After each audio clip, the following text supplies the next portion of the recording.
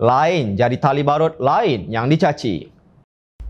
Menjelang pilihan raya umum ke-15, isu Konvensyen Antarabangsa mengenai penghapusan segala bentuk diskriminasi kaum atau ICED kembali umpama zombie bertuan yang diarah untuk menyerang Pakatan Harapan. Bagaimanapun, pengerusi Pakatan Harapan Datuk Seri Anwar Ibrahim menemplak pihak yang menghidupkan semula isu rektifikasi ICED yang dibawa oleh Datuk Seri Saifuddin Abdullah yang telah 3 tahun meninggalkan Pakatan Harapan. Isu PH sokong ICED, boleh tanya apa keputusan kita masa itu yang bawa Menteri Luar Saifuddin Abdullah? Pasal apa nak disalahkan orang lain? Tak dibincangkan yang bawa Saifuddin, katanya dalam siri jelajah Mega Harapan Selangor di Kuala Selangor baru-baru ini. Anwar berkata Saifuddin sekarang sudah berada di dalam Bersatu dan menjadi sekutu PAS. Jujur ke tidak? Tak jujur. Kalau nak tanya, tanyalah Saifuddin dan P. Wartamurti yang bukan dari Pakatan Harapan, bidasnya. Beliau menjelaskan bahawa ketika di Parlimen, beliau berunding dengan rakan-rakan DAP, Amanah, Keadilan dan bersetuju untuk ditangguhkan kerana ia perlu dibincang.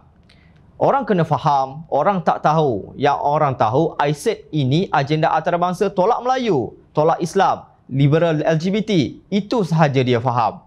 Yang buat ini siapa? Saifuddin Abdullah, sekutu PAS dan Bersatu. Mengapa tak salahkan dia? Pergi pula kempen untuk dia.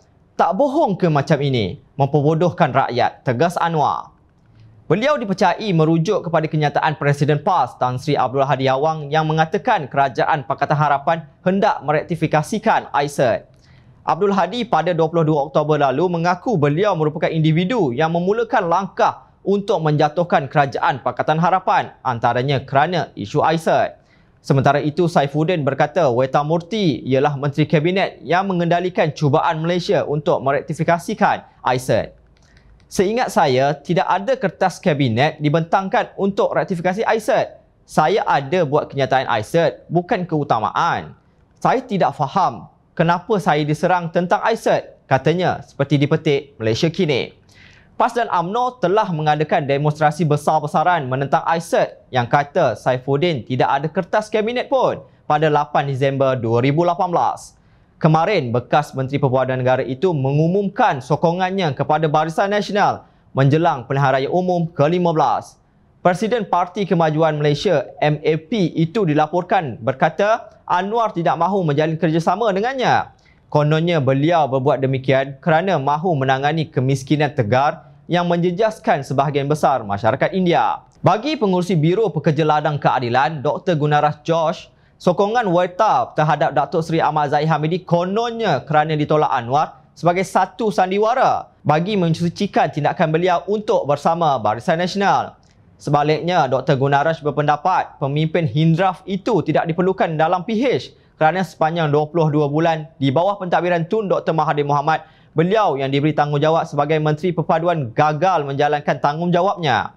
Hari ini jelas terselah wajah sebenar beliau yang sanggup bersama dengan individu yang terpalit dengan kes mahkamah hanya kerana mementingkan kepentingan peribadi daripada kepentingan masyarakat India yang sebelum ini menjadi asas perjuangannya, tegas Dr. Gunaras yang juga Ahli Dewan Undangan Negeri Sentosa. Wartamurti menafikan dakwaan Saifuddin. Apapun akhirnya pekong golongan yang berpura-pura itu terbuka dengan sendirinya walaupun masing-masing tuduh-menuduh. UMNO yang kononnya menentang ICED kini bersekutu dengan pelopor ICED. PAS yang juga menentang ICED pula bersekutu dengan bekas Menteri Luar yang terpalit dengan isu ICED. Pepatah Inggeris menyebut bird of a feather flock together. Maknanya mereka yang sama perangai biasanya buruk akan duduk bersama. Dengan sikap sedemikian, wajarkah mereka dipilih pada pilihan raya umum ke-15 nanti? Rakyat memerhati.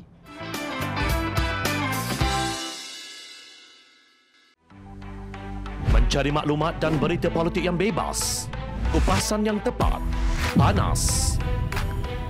Dapatkannya secara eksklusif hanya di Jom Channel.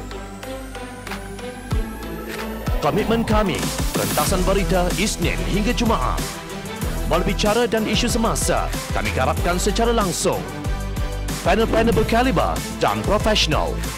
Interaktif, pandangan anda kami raikan. Jangan lupa bersama kami di setiap hujung minggu dalam edisi khas mingguan.